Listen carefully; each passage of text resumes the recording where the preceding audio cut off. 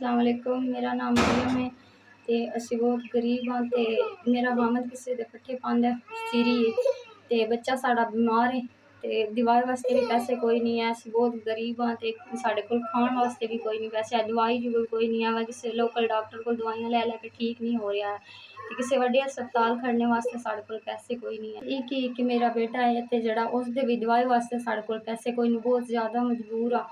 असी बहुत ही गरीब हाँ, जड़ा साढ़े कोल रोटी जोगे नहीं है ते बच्चे की दवाई जोगे कित्थों लैने ने। मैं ते मेरा हामद बड़े ही माड़े बंदे हाँ ते जड़ा बड़ा ही औखा वक्त गुजारने।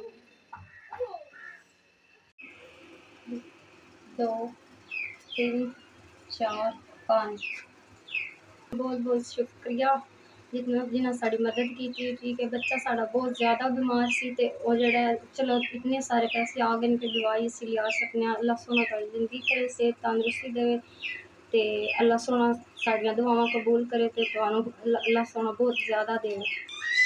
तुहाडा भेजिया 5000 रुपया मन मिल गया तो इंशाल्लाह वसदे रहो, आबाद रहो। अल्लाह सोना तुहाडी जिंदगी करे, सेहत तंदुरुस्ती देवे, अल्लाह तुहानू और हिम्मत देवे।